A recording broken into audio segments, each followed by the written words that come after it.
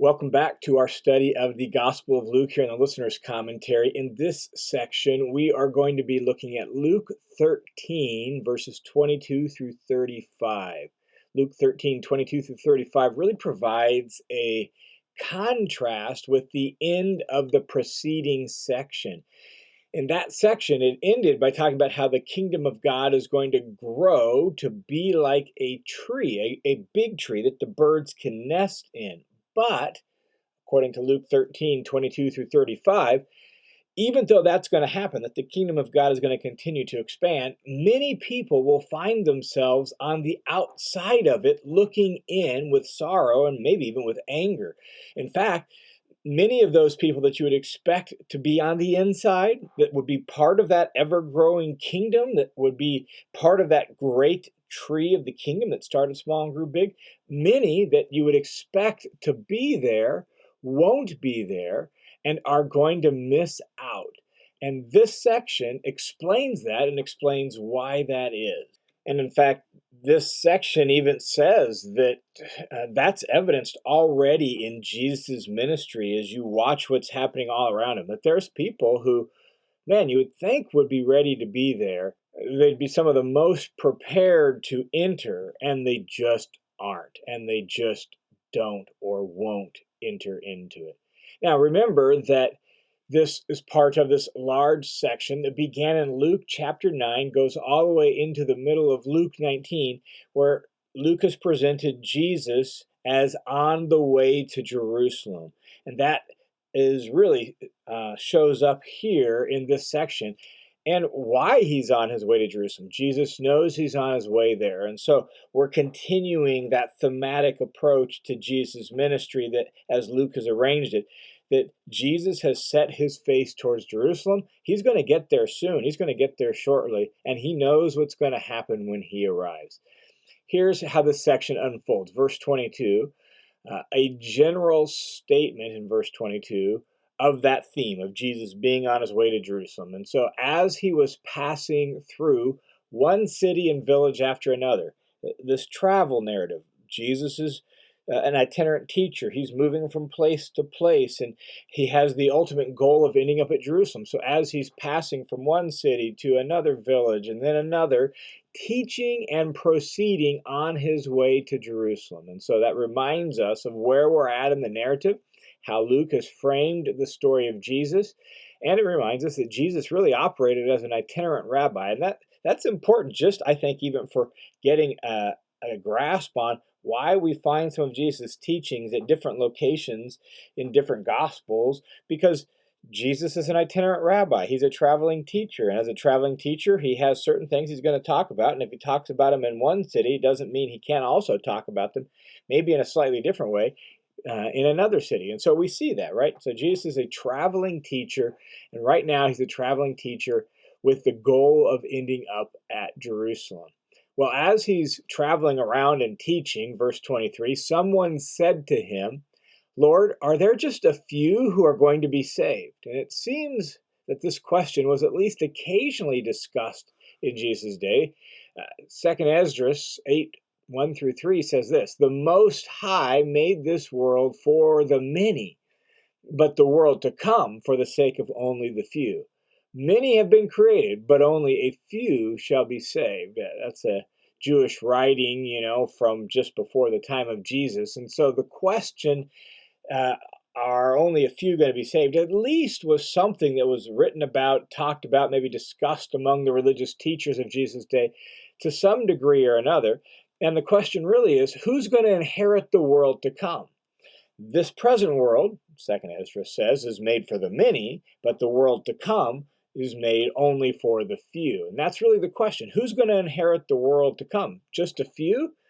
Well, instead of answering them directly, Jesus actually gives a challenge and a warning to them. Instead of, in other words, worrying about the exact number and who's in and who's out, you should make sure that you're one of those who will be there. That's really how Jesus responds to this question. He says this, "And he said to them," verse 24, "strive to enter through the narrow door, for many, I tell you, will seek to enter and will not be able to. Now, he's going to clarify that last little bit, but notice the challenge in the warning. Strive to enter through the narrow door. There's people who want to get there, but don't make it. When he says strive, the Greek word behind that is agonizomai, from which we get our English word agonize. It was a word that was used in the world of athletes of Jesus' day to speak of effort, training, discipline. The word spoke of toiling, right? Like making great effort towards. And it reminds us, as Dallas Willard was fond of saying, that grace is opposed to earning, but it's not opposed to effort. And Jesus is implying effort here. You make real effort to enter through the narrow door. What does he mean by the narrow door? Well, he probably refers to himself as the door to the people of God. He's the narrow way. He's the narrow gate. He's the narrow door. In fact, in the Gospel of John, John chapter 10, Jesus describes himself as that gate, as that door there in John 10.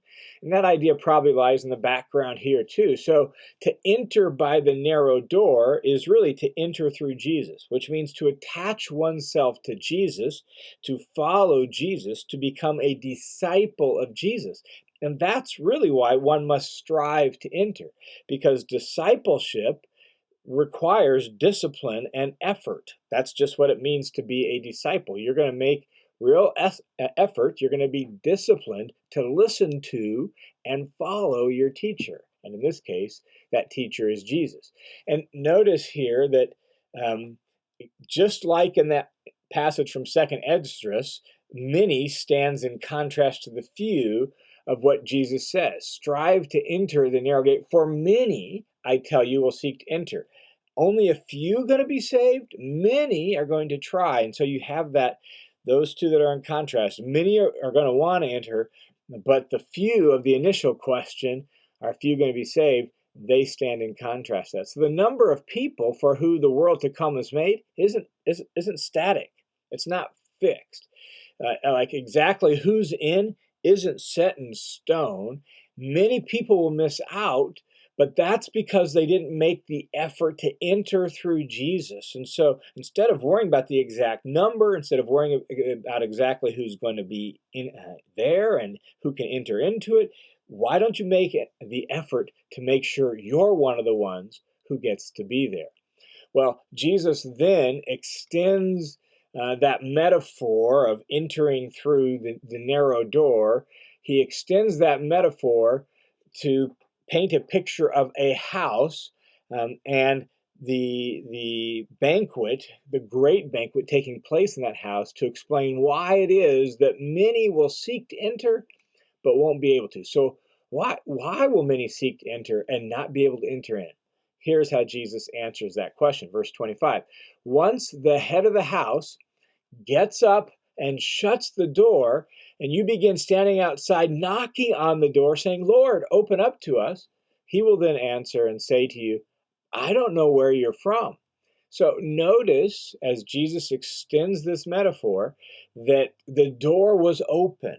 That is, it was open to any and all who want to come in. Um, Jesus has an open door policy, right? And you see that in his ministry. He's welcoming all sorts of people, even the wrong kinds of people. He's gladly and willing to welcome any and all that would come. So the door is open for a time period, and that open door allows whoever makes the effort, whoever strives to enter in. But people will miss out, not because Jesus has an exclusive list. People will miss out not because he's only got a few he wants in. People will miss out because they wait until it's too late and the door is shut. So people miss out on salvation according to Jesus, not because it was an exclusive invitation list or because the door is hard to find or anything like that. They miss out only because they didn't make the effort to enter through the door when the door was open. And then all of a sudden it's too late. And now they realize they missed out and they're banging and wanting in. But it's too late. And the master of the household says, I don't know you. I don't know where you're from. I don't really know who you are. And what Jesus says next makes it clear that he's referring to himself, and he's referring to his ministry among the Jews, and he's referring to so many of them rejecting him and rejecting his teaching. This is this is how it shows up. Verse 26. He says, "Then you will begin saying, 'We ate and drank in your presence, and you taught in our streets,'" right? An allusion to his ministry. And so this idea of not entering in, he's saying, like, a lot of you need to make the effort to enter in, because you're waiting till it's too late, and the door's going to get shut, and then you're going to find yourselves on the outside and in, and then you're going to be banging on the door saying, "Hey, let us in. We ate and drank in your presence. You taught in our streets." In other words, we were around you and you were around us. But that's not the same thing as becoming a disciple, and that's not the same thing as being in real relationship with. And yet he, the Lord, the master, will say, "I don't know where you're from. Leave me, all you evildoers." And notice that the real issue isn't geography, it's their spiritual character. They're evildoers. Get away from me. Go away. You're not welcome at this party. You're evildoers. And they're evildoers because they've rejected Jesus. They're evildoers because they've rejected the source of salvation, the one who could forgive their sins. And so, I don't know you. There's no relationship here. And notice twice that line is restated. I don't know where you're from. I don't know where you're from. Like, there is no relationship here. I do not know you. And that's the key thing to know, particularly in Jewish language. To know is to know intimately, right? Like, Adam knew his wife Eve and she bore a son. We see that in the Old Testament. This idea of this deep, intimate relationship, there's just none of that here. I don't even know where you're from. I know you're evildoers, and that's what I know. So get away from me, leave. And then he goes on and says, "In that place, wherever you have to depart to, on the outside of this great banquet hall, this great house, in that place, there will be weeping and gnashing of teeth."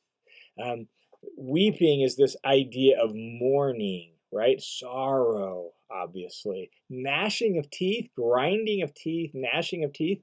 In Psalm 35 and Psalm 37, gnashing of teeth is an expression of anger. And so I suspect that's probably what that imagery means here. Like, there's going to be sorrow and there's going to be resentment and anger at the way things played out.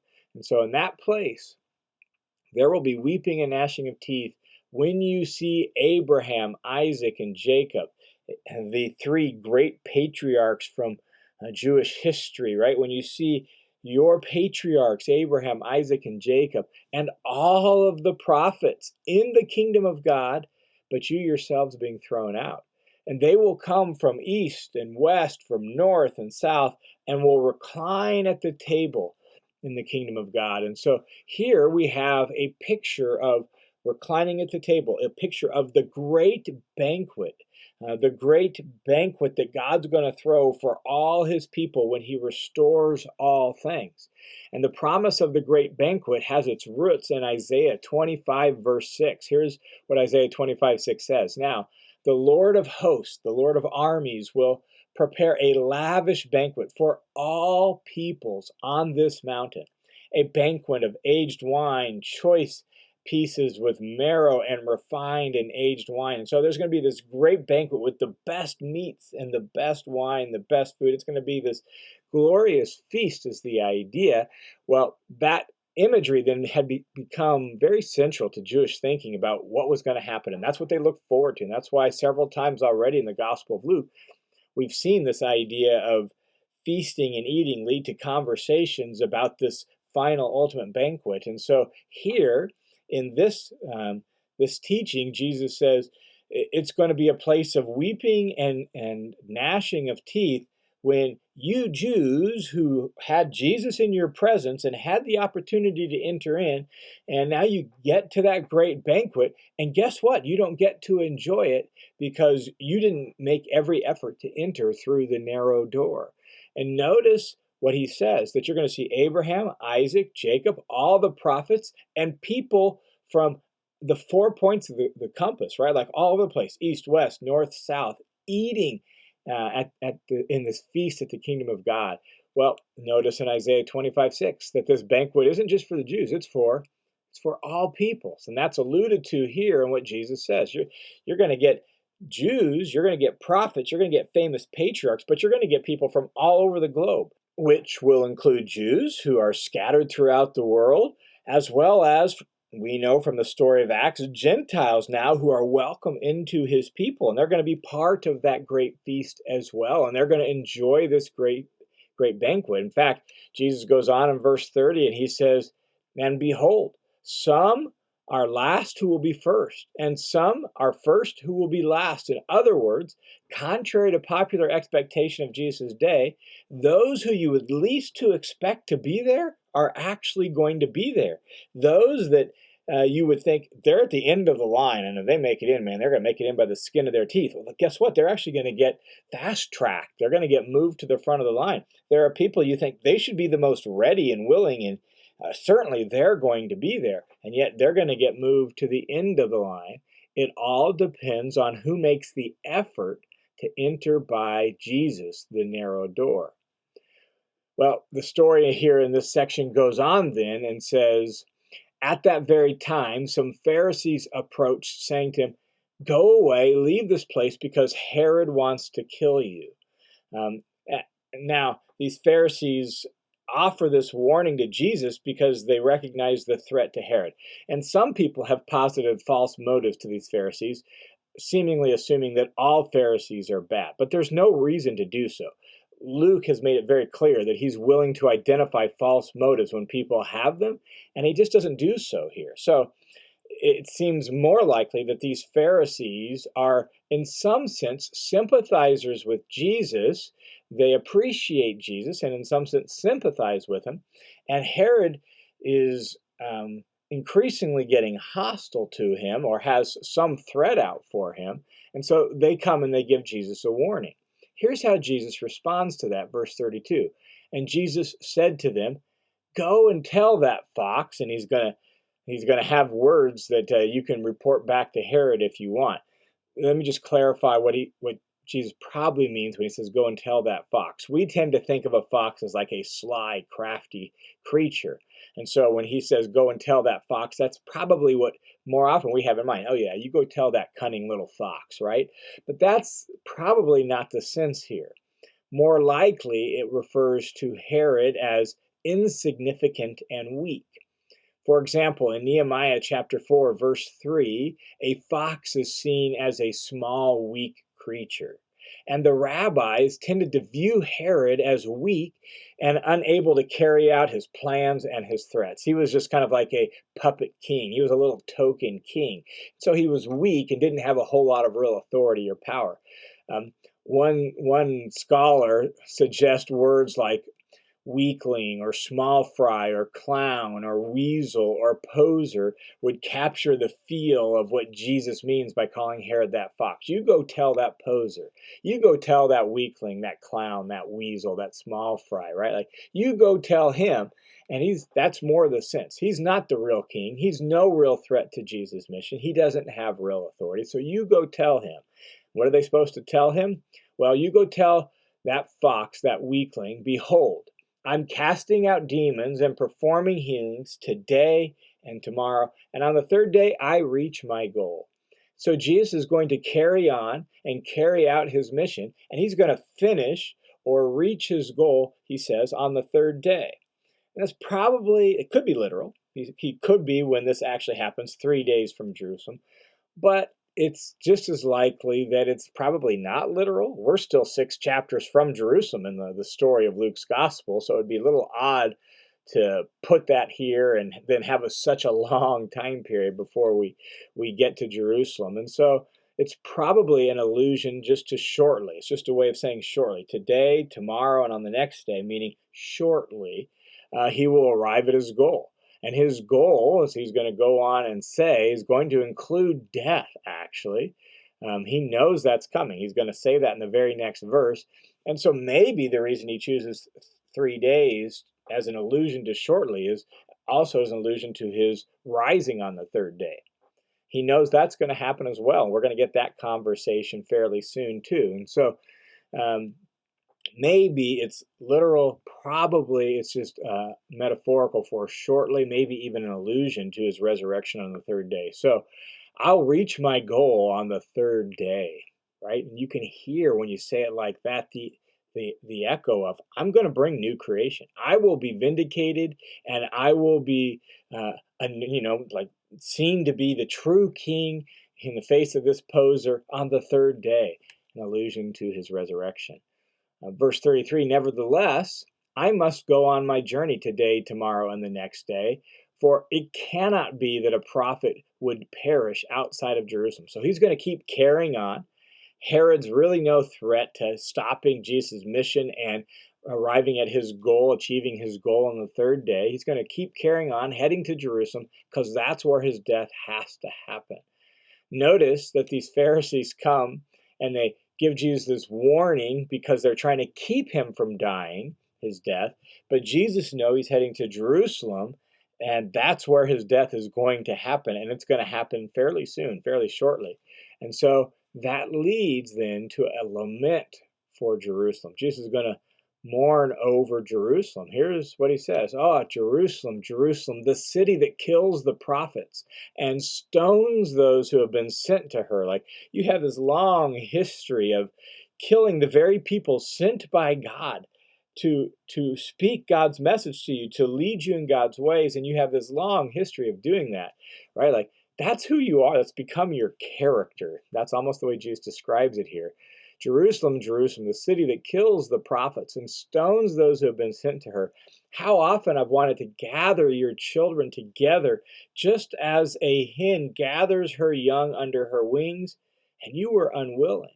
So Jerusalem has been the center of Israel's national and religious life since the days of David, right? 1,000 years before the time of Jesus. When it was destroyed by the Babylonians, right? Jeremiah penned a whole book, a long lament on behalf of Jerusalem, the book of Lamentations. He penned this lament. Well, here we get Jesus's own short little lament because he knows what's coming. Her character is real. He knows what that means. We've seen that he knows she's on a collision course with Rome. And so here we get a glimpse of Jesus' heart. He longs to gather the people of Jerusalem under the shelter of his wings, just like a hen would for her chicks. She just refuses. Jerusalem just refuses to gather to Jesus and come to her and listen to him and follow in his ways. And it really breaks Jesus' heart. Verse 35, he says, behold, your house is left to you desolate. And I say to you, you will not see me until you say, blessed is the one who comes in the name of the Lord. When he says your house is left to you desolate, it's possible that your house refers to the temple. That's highly likely because the temple was described as the house, right? Like the house of God, the place of worship. That was one of the ways it was used. And when he says is left to you desolate, the word desolate is supplied. And so really the idea is you're on your own. Your house is left to you. It's abandoned is the idea. And so if it's referring to the temple, then what he's really saying is that your temple is empty and abandoned, and it's just your own thing. It's just left to you. It has nothing to do with truth and with God and with God's ways at this point. It is just abandoned. And then when he says, you won't see me until you say, blessed is the one who comes in the name of the Lord, that blessed is the one who comes in the name of the Lord is a quote from Psalm 118. That's Psalm 118:26. And it's actually going to be quoted about Jesus when he enters into Jerusalem in Luke 19:38 and following. And so when Jesus arrives at Jerusalem and what we call the triumphal entry, they're going to be saying these words about him. And Jesus seems to know that, right? He knows that that's coming. And so he's going to be outside of Jerusalem until that moment when he rides into Jerusalem, and they're going to say those words, and that's when they're going to see him. And so this passage begins by reminding us that Jesus is on his way to Jerusalem, and Jesus knows that that's where he'll complete his mission. He knows that Completing his mission involves dying, and we know from other texts it involves rising as well. And so he knows that his mission is going to culminate in Jerusalem. And so the section ends with a lament for Jerusalem because of her hard heartedness and her recalcitrance against God. And that recalcitrance is now evidenced in her rejection of Jesus. And so, really, two big themes seem to emerge from this section. The first is that the door of salvation is now found in Jesus. God's people are those who enter into him. The great messianic banquet that the Jews long for and look forward to, well, it's enjoyed by those who come to Jesus. And so make every effort to do so. Don't be casual about it. Don't just say, oh, yeah, we've been around you. We know some things about you. We heard you teach. We saw you, right? Don't have a casual, loose association with Jesus. You need to attach yourself to Jesus so that he doesn't say, I never knew you. I don't even know where you're from. We have no real relationship. Since the door of salvation, the door into the great banquet is Jesus himself, make every effort to attach yourself to Jesus as his disciple. The second theme that shows up here is many people just prefer their own way until it's too late. Even many religious people, even many people you think would be prepared, many people that should know better. They grew up in homes where they should have known better. They had access to great teaching, but they didn't make any effort. They just took it half-heartedly and casually, and then all of a sudden it was too late, and they find themselves banging on the door, wishing they could get in. So being religious doesn't automatically give you access to the final great banquet. Having even some familiarity with Jesus and Jesus' word and Jesus' teaching, that doesn't give you access. You have to really hear what Jesus says and heed what Jesus says. You have to be his disciple. You have to make effort to listen and follow and attach yourself to him in order to enter into the great banquet. And the people of Jesus' day, so many of them are not doing that. So who's going to be saved? Is it a few or is it many? And Jesus would say, well, just make sure you make every effort to enter in. Make sure you make real effort. You strive, you agonize, you make real effort to enter into Jesus and listen to him and attach yourself to him because that's where salvation is found.